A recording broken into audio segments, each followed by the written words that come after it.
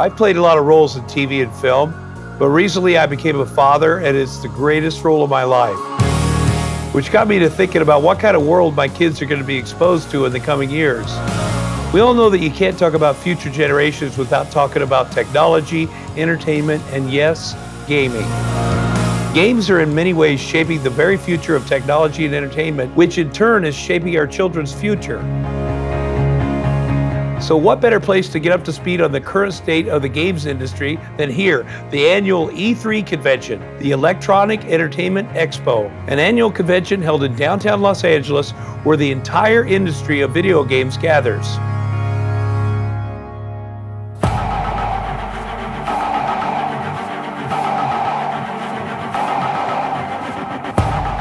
In much of the world, playing video games professionally isn't seen as a viable career, or at least not a realistic one. But where I live, the entertainment capital of the world, it seems people are warming up to the idea. And the faithful shall be rewarded, and they're gonna take a trip to Worlds! I want to learn about this amazing community of competitors and see if my journey can shed some light to the mainstream on why it's so special. So I'm going to follow this year's League of Legends Championship Series from Los Angeles to Berlin to find out.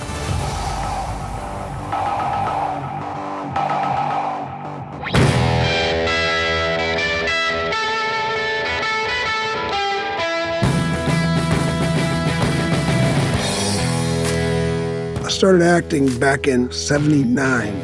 I've seen things come to life on the screen that I never thought possible. I can see how the business has really evolved over the years. So, today I'm at Rouge Entertainment, continuing my personal education in the process of performance capture for video games.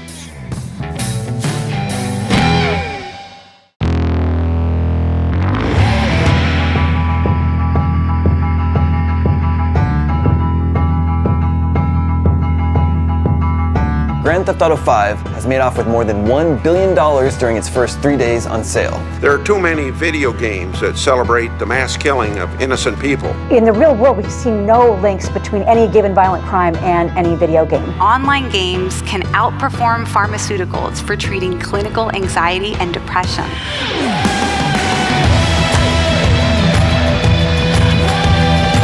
Video games are a cultural experience. It all has to do with not so much the technology, but how the games are experienced and remembered by the people who are playing them.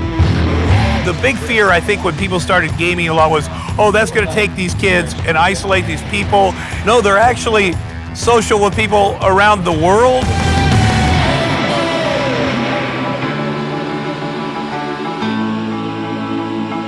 As it turns out, video games actually are one of the most effective pain management tools that we have here at the hospital. Playing a lot of violent video games leads to an increase in these aggressive thought patterns. Is there evidence to support that violent thought patterns translate into violent behavior? We're not able to find evidence that that type of associative thoughts are predictive of future behavior. You're saying the verdict's out. Virtual reality, giving the consumers things they didn't even know they wanted at the time. There's the beginning of video games, and here's the future in virtual reality. The goal in virtual reality is to represent the virtual cameras exactly as your eyes would be in the real world. This is the first time I've understood.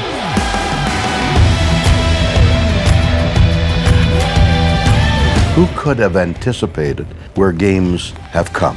It was technology when the things ate other little things. But now, holy cats, what an art form. As an actor in a game, when I get deeper into the character, it becomes more natural and more real. And it shows, and you believe it as you're playing the game. Madison Square Garden sold out because of video games. We've grown to over 67 million players every single month. Science has proven video games are good for cognitive abilities. You know, it just teaches you how to problem solve.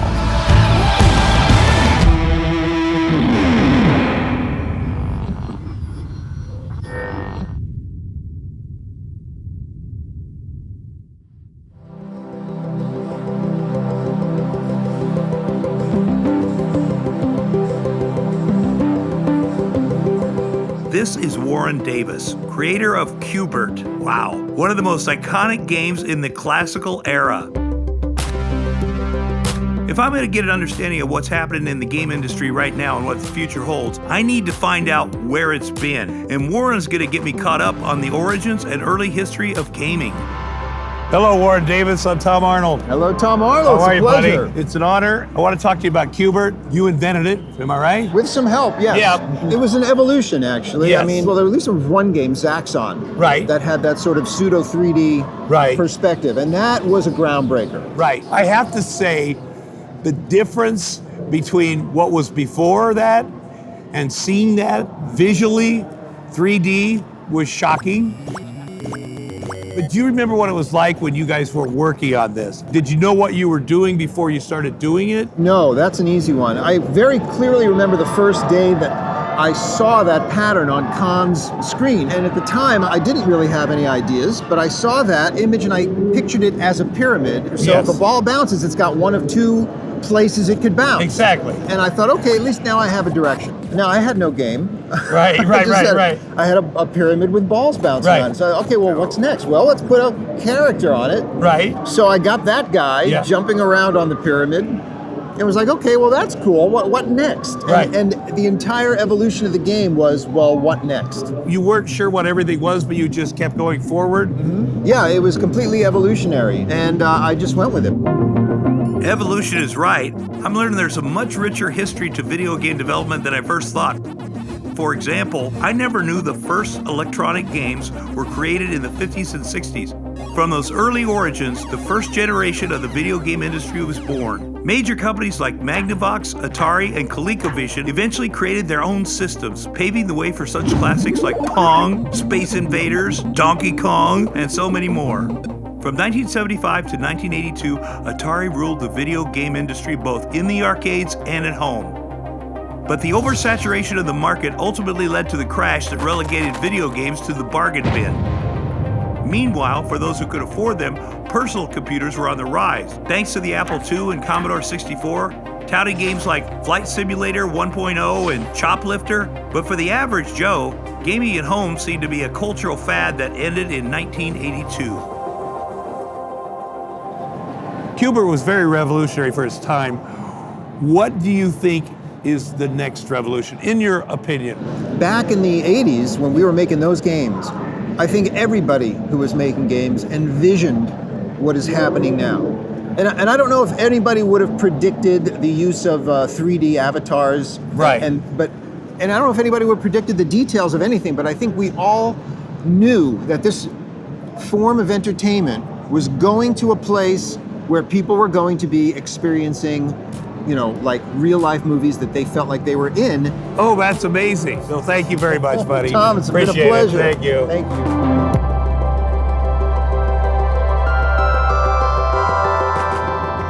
Because the game designers of the time were so restricted in terms of what they could do, I think they had a lot more pressure on them to come up with really kind of innovative and interesting game designs. With modern games, there's still technical constraints, but they tend to be a little looser. So you see a wider range of games happening because we can do more.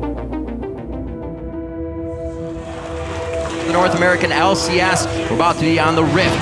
The crowd is ready, the teams are ready. Who's got the endurance?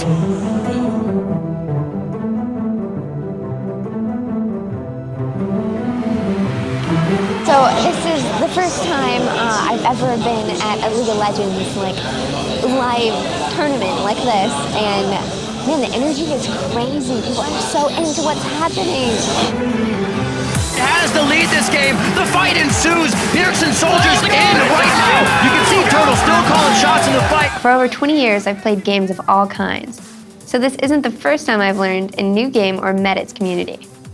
I'm starting to get into League of Legends. I played my very first game last night. I'm glad I've played all those other video games in the past, like StarCraft and Warcraft, because although League of Legends is definitely in a whole different category, I felt like I was familiar with a lot of the terms and I knew how to play for the first time and I wasn't a complete noob. We've kind of just fed off of the energy of our community and continue to invest as they've continued to invest their time in such an engaging and fun experience. This is a chance for me to see up close how eSports is changing the culture of gaming and online communities, and what it all means. League of Legends is a multiplayer online battle arena, real-time strategy video game developed and published by Riot Games for Microsoft Windows and Mac OS X. It is a free-to-play game supported by microtransactions and inspired by Riot founders Mark Merrill and Brandon Beck's passion for the online gaming community. In League of Legends, players assume the role of an unseen summoner that controls a champion with unique abilities. Players battle against a team of other players or computer-controlled champions. The goal is to destroy the opposing team's nexus, a structure which lies at the heart of a base protected by defensive structures. Each League of Legends match is discrete, with all champions starting off fairly weak but increasing in strength by accumulating items and experience over the course of the game. Today I get to go behind the scenes at the League of Legends Championship Series. It's the premier series of events in the world of eSports. Riot Games, the creator of the series, and the game is hosting a packed house of fans and teams who are competing. The players are right there, they're like right next to me. This is such a cool experience. They get to see everyone gaming and then their gameplay right above them. That's pretty cool. Mark and Brandon, the president and CEO of Riot Games, they started playing games when they were kids, all the way to the first multiplayer online games like EverQuest, and fell in love with a genre of game called multiplayer online battle arenas, or MOBAs. It basically started from that love of that genre, and we thought, is it possible for us to improve the game design of that genre and create, the game that we would want to play forever? There's 5 different roles that people tend to play in the game, similar to roles that you might see in soccer or football. There's a top, jungle, mid, AD carry or marksman, and support. Usually top would be your tank / bruiser, mid would be your mage or assassin, AD carry would be your ranged damage dealer, and your support would be supporting the whole team in general, and your jungle is to secure kills and everything. Make plays happen. So make plays happen. In League of Legends, players control characters called champions, which are chosen or assigned in every match. Each champion has a set of unique abilities. Champions begin every match at a low level and then gain experience over the course of the match to achieve a maximum level of 18. Gaining champion levels in matches allows players to unlock their champion's special abilities and augment them in a number of ways unique to each character. Players also begin each match with a low amount of gold and can earn additional gold throughout the match in a variety of ways, like killing non-player characters known as minions or monsters, killing or helping to kill enemy players, or by destroying enemy structures.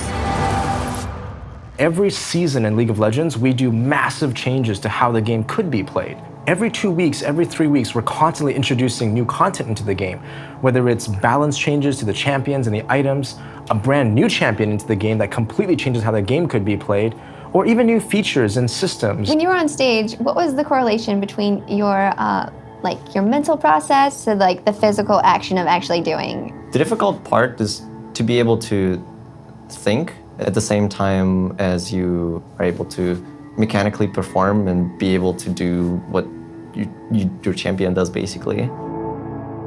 I would say mental skills is 80%.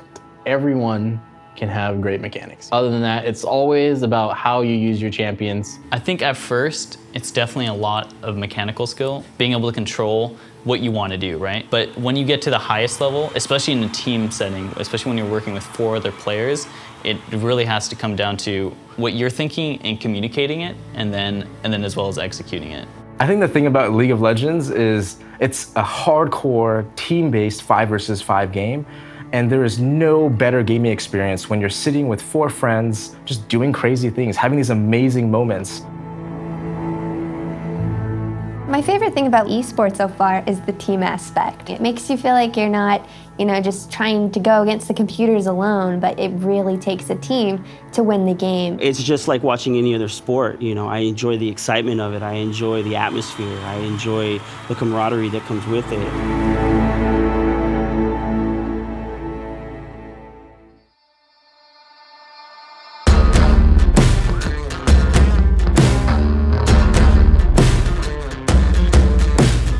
Detailed facial scanning is now being embraced by game developers to bring yet another level of realism to characters within a game. Now we can move over to our facial capture areas where we are capturing facial performance. For even more detail. Even more detail. Oh, right on. I'm gonna trade hats. I'm gonna put on the facial motion capture device. And this was made famous in what movie? Avatar, again. Avatar. Yeah, Avatar really took the facial performances to the next level. Right on. The characters in the game have to be created by artists. They produce illustrations that are then given to the animators, who then provide the movement. In many cases, before the animators begin to work with a character, detailed performance and facial capture are recorded to provide realistic reference movements for the animators. All right, man. So what we have here is a helmet cam. All right. Basically what it is, it's just a head harness here with a little arm that extends with a nice camera on here. All right. Some of them have LEDs on the front to illuminate your face. Okay. And we use a lot of different third-party softwares like Faceware and a few others that take the data of the face and map it on a 3D character.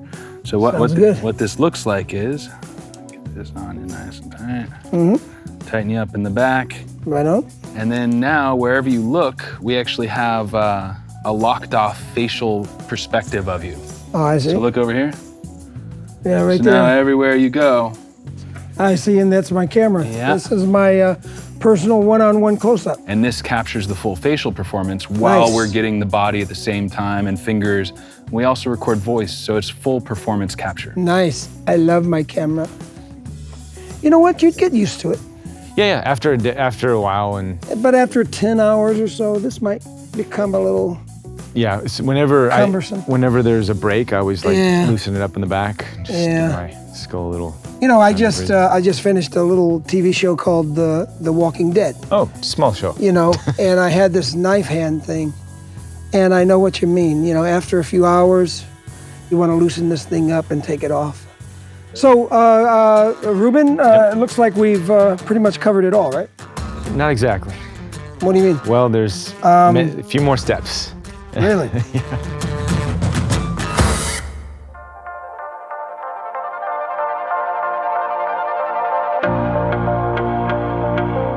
In October of 1985, the Nintendo Entertainment System was launched in America, and from the mid-80s to the early 90s, the revolutionary console gave birth to a brand new video game industry with better graphics and renewed appetite from consumers. Fellow Japanese company Sega also entered the market in '85 with the Sega Master System.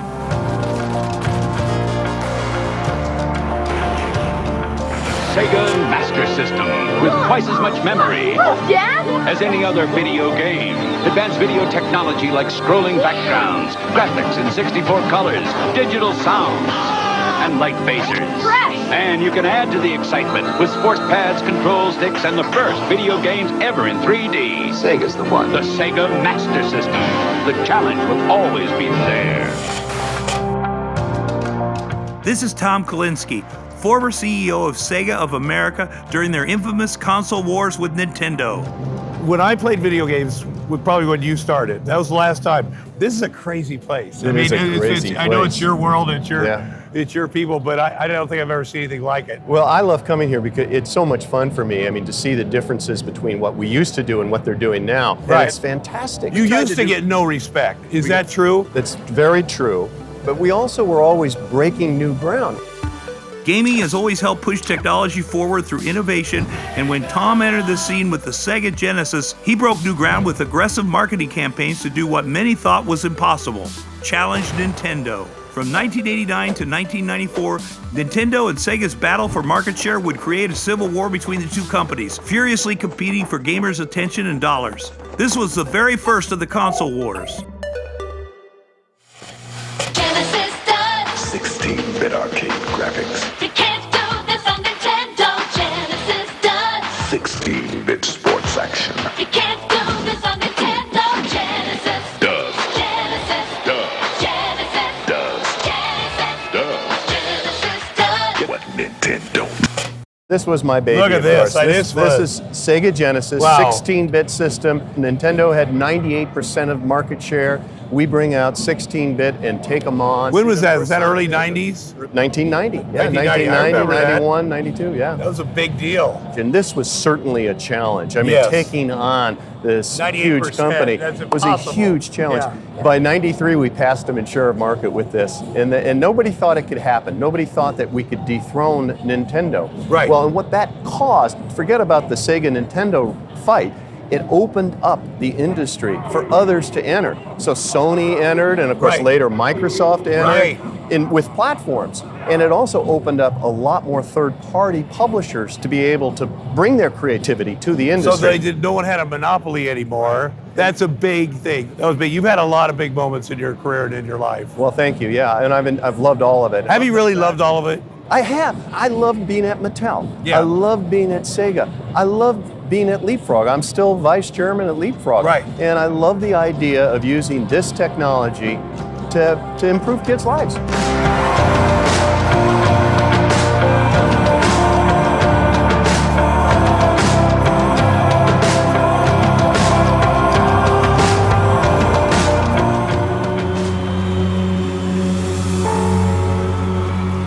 Major League Gaming is insane. The fact that that is a profession that's crazy to me. Because League was such a hardcore, competitive team-based game, it really was one of the only games out there that you literally had to rely on everybody on your team to win the match. And so from very early on, very organically, a lot of players were going to tournaments, and there are these grassroots movements in all these cities and countries across the world. And we saw this huge growth in that demand of tournaments. And so it was really kind of obvious to us that this was a potential space that we could explore in the future. League of Legends has a large active competitive scene. In North America and Europe, Riot Games organizes the League of Legends Championship Series, which consists of 10 professional teams in each continent. Similar regional competitions exist in China, South Korea, Taiwan, South America, and Southeast Asia. These regional competitions culminate with the annual League of Legends World Championship, or Worlds, which awards millions of dollars to the winners and attracts over 30 million viewers online.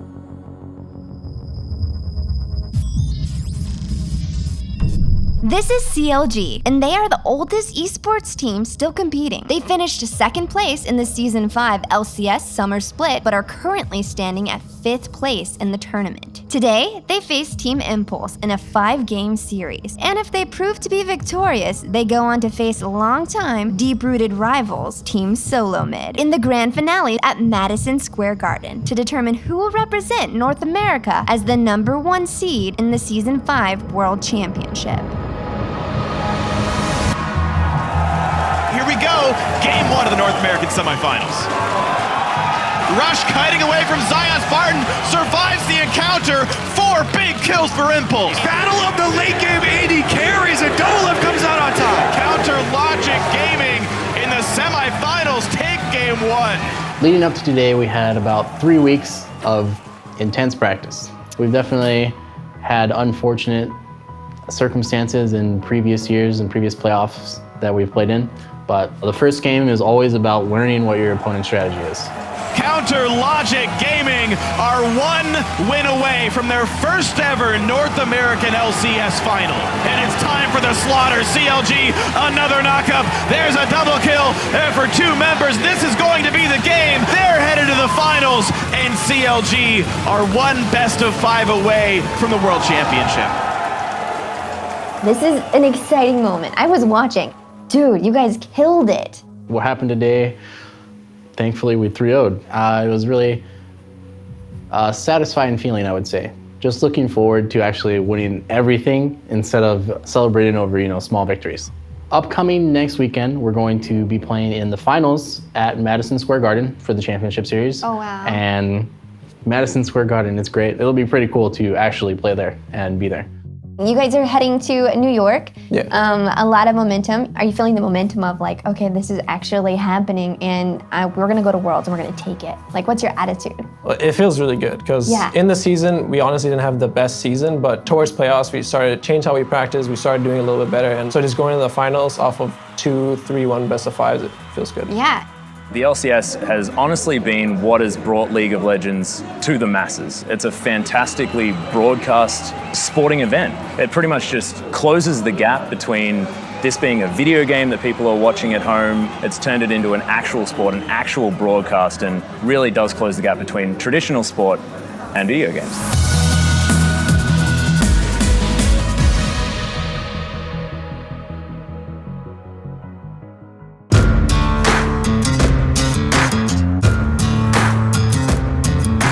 While the volume and facial scanning techniques capture wide and close-up shots of the actor's performance, photogrammetry gives modelers and designers a photorealistic, high-definition 3D scan of an actor for precise placement in a game. A crucial part of all of this is the 3D scanning of the face to get the CGI versions of the characters looking as real as possible. Ready to go check that out? I'm ready to go. All right, well, we can take this off. Let's go do it. Can we get this on now? Yeah. All right. Loosen that up. Awesome. All right. Thank you. All right, we have to head upstairs. 3D scanning. Come on.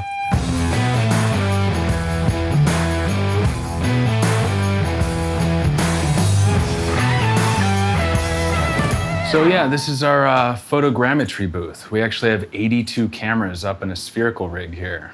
We use this for 3D scanning facial features to get photoreal digital doubles. I'm a little bit impressed. A lot impressed, actually. That's very, very cool. How many cameras you say you had here? We have 82 up there right now. 82. 82 SLR cameras, all aimed in one center location. So what this does is it takes an image from every single angle, and then there's software that finds out basically pattern matches where all the individual images were taken, finds out where they are in three-dimensional space, and then projects a pixel cloud of your face from all the different images. And from that pixel cloud, it builds a surface of a model and then uses all the images to reproject texture onto that model. You would think it's so big you'd do the entire body, but it's just mainly for the upper. Yeah, exactly. We're bust. focusing for the bust here, so we can get all the kind of the neck tendon stuff that comes out, and all the wrinkles in the face, and the flushing, and the color changes and stuff like that to get photorealism in our 3D characters.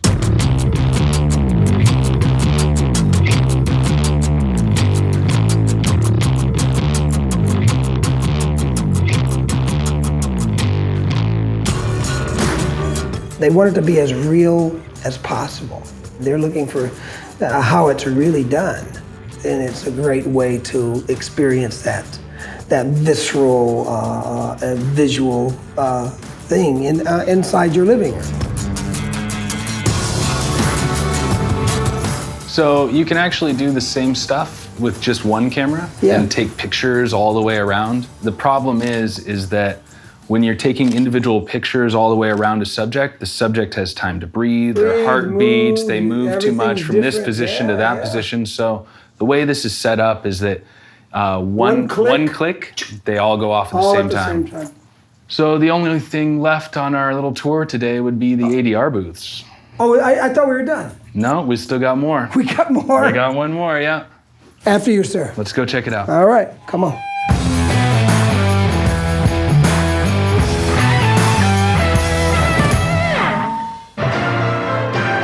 You're watching NBC4. Here's what's happening today in LA. In downtown LA right now, it's all about the Electronic Entertainment Expo, or E3 as it's called. Thousands of people are packing the convention center with it is games galore.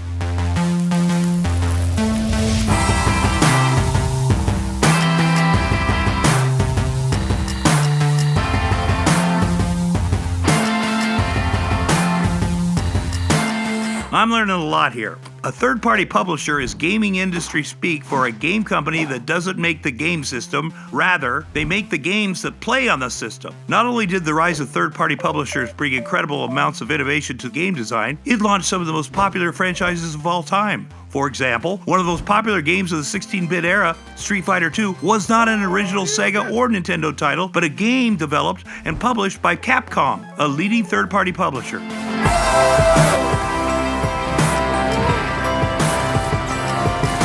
After learning about the origins of the industry, the market crash, the legendary console wars, and the rise of the third-party publishers, I wanted to know more about how this new wave of creativity affected the industry from the early 90s onward. So I sat down with Matt Dahlgren, marketing manager for Capcom, a third-party publisher with some of the most popular franchises in gaming history. I'm old school, and people know that I don't know a lot about the current games. I am learning, but you guys go back, still current, still amazing. How do you do that? How do you survive all that time with all the changes in the business and you're still kicking it? How do you do that? I think it's just about evolving with the times. Capcom had a very storied history back throughout the whole 8-bit area. We've got a lot of really memorable IP that have touched people's hearts. Right, like what, for instance? So like Mega Man, Yes. Resident Evil, Yes. Street Fighter, Monster Hunter, like really great franchises that are out there. Yeah. And we strive to make sure that we're always evolving our gameplay models and making sure that these franchises live up to consumers' expectations nowadays. Street Fighter, which is amazing to me, has not gone crazy changing, is still amazing. I feel like sometimes people think, oh, times are changing, we gotta just gut this thing. I feel like with Street Fighter, I can still get the same feeling I had years ago. Definitely. Well, we have a very tried and true successful formula for Street Fighter. So it's a very classic gameplay design. You don't want to mess with that too much, but you do want to put slight tweaks on it to make sure that it's modernized and it stays current with the times. Oh, that's amazing. Yeah, it's really great. No, thank you very, very much. Thank you so much. Thank you, buddy. It's very nice to meet you. I've gotten quite an education on the history and technology of video games, and for someone whose first game experience consisted of a few square blocks on a screen, it's thrilling to see how far it's come and what lies ahead.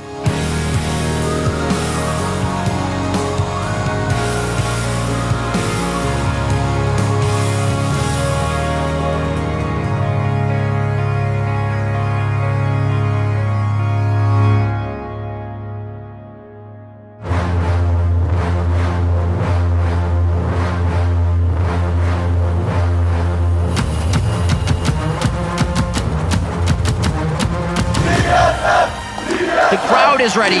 The teams are ready. Who's got the endurance here to go through this best of 5? The fight ensues. Bjergsen Soldiers in right now. Game 1 of the quarterfinals goes to Team Solo Mid over Team Liquid. TSM has everything they want right in front of them on a platter, and Team Solo Mid take the semifinal series to face Counter Logic Gaming as they take out Team Liquid.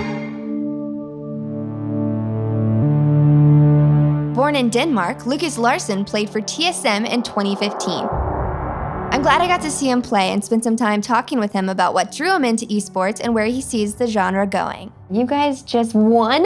Oh my goodness, so amazing. How do you feel? Take me through this weekend. I feel really good because going into the games we played better than we thought we would, so we were really happy. Oh, so you exceeded your expectations. Yeah. So you guys must be feeling really, really great today. We do, yeah. Are you excited for New York? I'm really excited because we really want to show that we're the strongest team from our region. Yeah, you guys are the fan favorite, so what would it mean to go to Worlds and to take it? If we can't win in North America, then we can't win Worlds, so we really want to show in Madison Square Garden next week that we can win. Yeah, you want to totally destroy it, right? Yeah. That would be like the perfect momentum to head to Worlds with. Yeah. This is Soren Bjerg, aka Bjergsen, and he started his journey as an esports player at such an early age that he wasn't even able to compete professionally until he turned 17. Tell me about today. Liquid have very good individual players, but we feel like our teamwork would be better. Yeah, that's so interesting because I'm just learning how to play, and I was playing with just one other person. I saw you guys always sticking together. Yeah. But oh my gosh, you guys would destroy anyone that got in your way. That's why communication is so important because everyone has to be on the same page, know where to go, know where to be, and everyone has to constantly be talking. I tell everyone what we're going to be doing next, what we should do, where everyone should be. Did you go to Worlds last year? Yeah, we went to Worlds last year, and with this win, it means we're going to Worlds for sure because we won the last split, so we have enough points.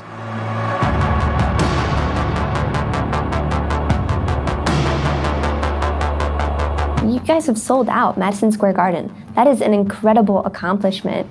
We've kind of used traditional sports as really our North Star of how we want to go build this. So the game was actually designed as an esport. We knew that we wanted to have a lot of the same kind of ethos that any other sport has. You need to build those rivalries. You need to build the player narratives. And so probably the fastest growing spectator sport in the history of sports. We have a demographic and an audience that's pretty foreign to the concept of sports because they're gamers, and what we didn't know was how fun the viewing experience would be, and that's kind of been a surprise and humbling thing for our company to see tens of thousands of people come to our live events and millions of people to tune in online. And it's a global competition, and every country that can possibly compete is, and they're coming together for this one massive moment, and it just shows that esports has grown as a whole, that everyone's starting to respect it much more, and it's really cool to be a part of. After playing my first game last night and then going to the semifinals, it's kind of a whirlwind of emotions, being around the best of the best and just really getting thrown in and immersed into the League of Legends culture. This is quite the privilege, and I am taking full advantage of it. New York is going to be absolutely insane. Madison Square Garden sold out because of video games. It's so awesome. I'm getting pumped. This is cool.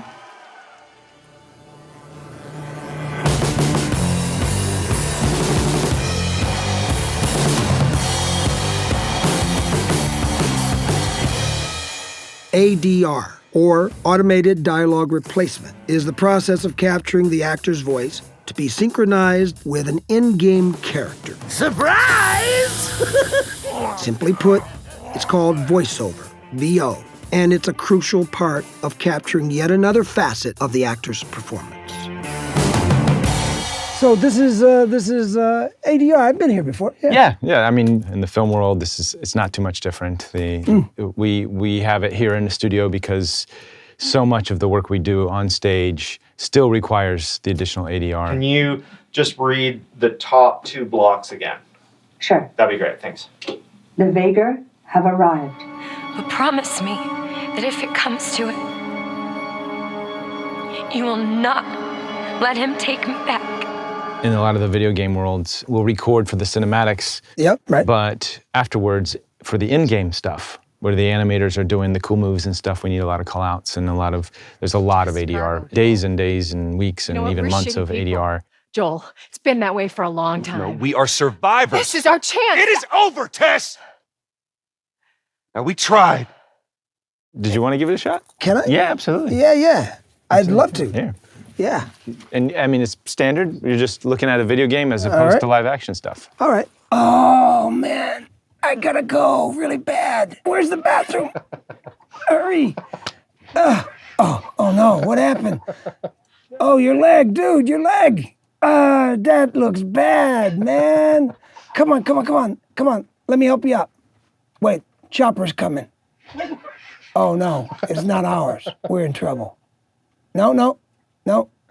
Pass us over. Come on, we're right here. That's where the scene. Awesome work. I think that was the first one taker. Awesome. There you go. One taker. Awesome Thank you stuff. so much. Cool. My experience with ADR for gaming is more like this. Get down! Down, man, down! No!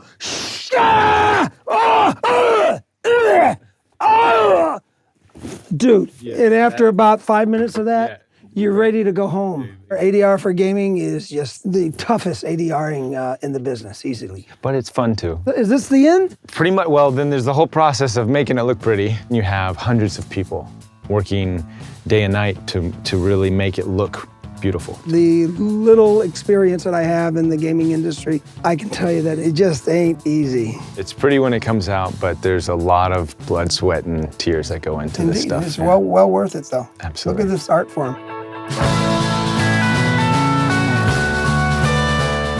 It's been amazing to see firsthand how modern video games are brought to life using cutting-edge tools of performance capture, facial scanning, photogrammetry, and voiceover.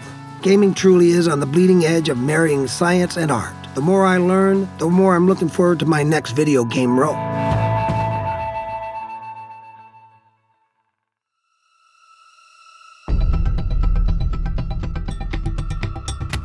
Hey, Come on, get it Ruben. together, man. How you doing, bro? Hey. Oh, did I mess you up? Oh, yeah, right. You invented, the iPad that my son could poop on and it still works. I have faith in you. I'm proud of you.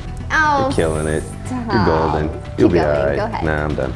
How lucky is John Madden? Because of this game, he is so relevant. And